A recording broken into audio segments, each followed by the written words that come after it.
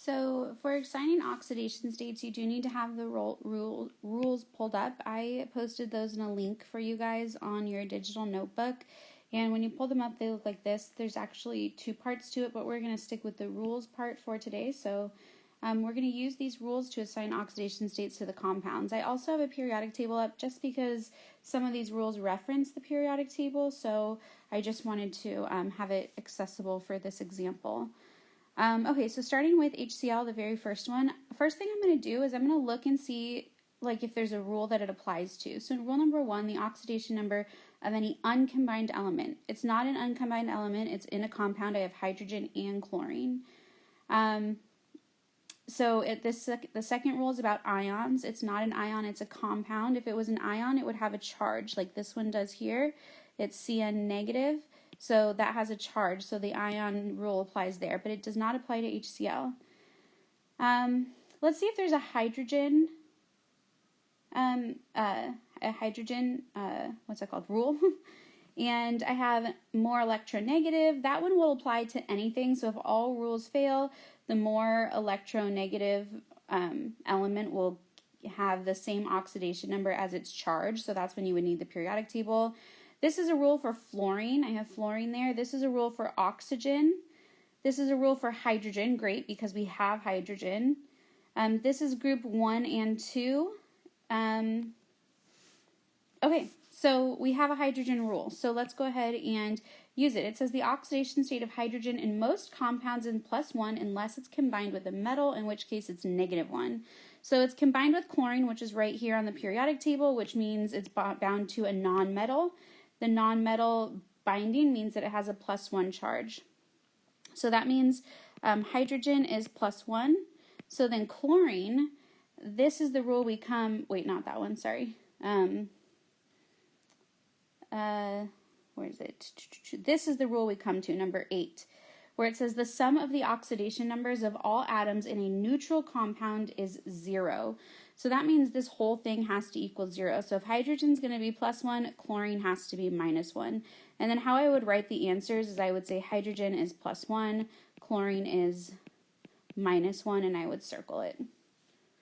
So that's sort of how I expect you guys to do it. So I'm just going to run through a couple of these so we can hit a couple of these rules. So sodium, the second one here, sodium, it doesn't have a rule, right? We have fluorine, oxygen, hydrogen. But there is this rule here. It says the oxidation number of an uncombined element is 0. So this is an element on its own. It's uncombined. So that means sodium equals 0. Let's do one of these charged ones. So let's do zinc, this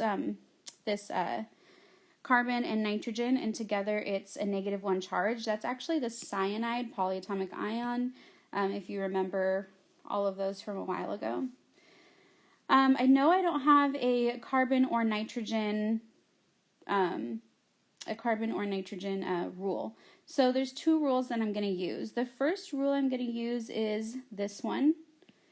It says the more electronegative element in a binary compound is assigned to the number equal to the charge if it were an ion. So electronegative, the more electronegative one is always written second, which means nitrogen is the more electronegative one here. So that means it's going to have the same oxidation state as charge. So here's my nitrogen, and if you remember, hydrogen's +1, +2, +3, and then we have -3, -2, -1, and 0.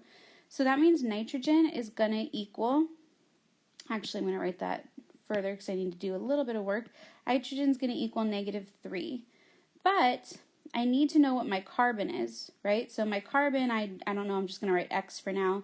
My nitrogen is -3. And remember, the whole thing, this is where this last rule comes in, number 9, the sum of the oxidation numbers of all atoms in a polyatomic ion equals the charge. So the sum of X plus -3 has to equal -1. So that makes carbon +2. So carbon is +2. When I add those together, the +2 and the -3, I get -1. And I got that because it was the charge that was written. Because this has no charge, this one will all equal 0. These will all equal 0. These will all equal 0. These will all equal 0. This will equal -1 because it has a charge there.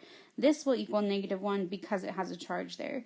So that's what you're trying to pay attention to as far as these two rules go. You'll pretty much always use 8 or 9 combined with one of the other rules. Almost always. Not all the time, but almost always. Let's see if there is another one. Yeah, let's do this one, lead and oxygen. So I have oxygen as a rule. Number 5 says oxygen has an oxidation number of -2 unless it's combined with fluorine. It's not. Or if it's in a peroxide, whoops, went to the next screen, sorry, such as H2O2 or NaO2, which it's not. It's PbO2. So that means oxygen here has a -2 charge. So I have Pb and I have O2 and oxygen is -2. So I used rule 5 to get oxygen's oxidation state. Now I'm going to use rule 8 to get lead's oxidation state. So again, the sum of the oxidation numbers has to equal 0. So here, for oxygen, I have -2, but I have 2 of them. So total, that's -4. And it has to equal 0, which means lead's oxidation state is going to be +4. So lead equals +4, oxygen equals -2. Those are my answers for lead oxide. Lead 4 oxide. So you're going to continue in this fashion. It might take you a while, especially until you get used to using the rules. Everything is in the rules. Let me move this periodic table down a little bit. I'm just going to erase these things that I wrote. And let me see if I can find what was the other one with fluorine? We haven't used fluorine yet. So let me see if I can find one that has fluorine in it. Whoops, erase that line.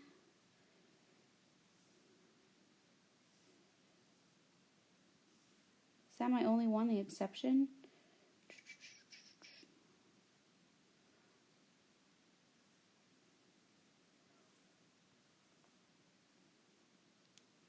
I guess so. That's my only one with fluorine in it is the exception. I mean, I can show you the exception. That way you guys know when exceptions occur. Whoops, I just turned the page. There we go. Okay, so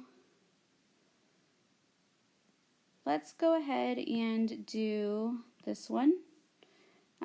So this 2 rules apply. The fluorine one does apply. It says the oxidation of fluorine is always -1.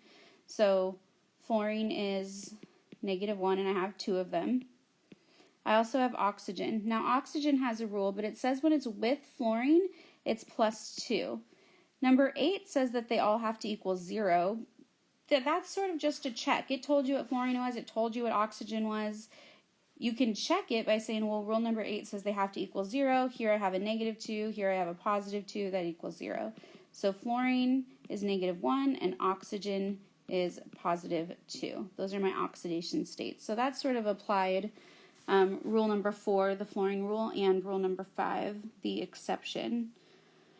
I'm going to stop here. If you guys want to see any of the other ones, if you get stuck and you can't figure out any of them, please let me know, and I'll be happy to do some more for you. Thanks.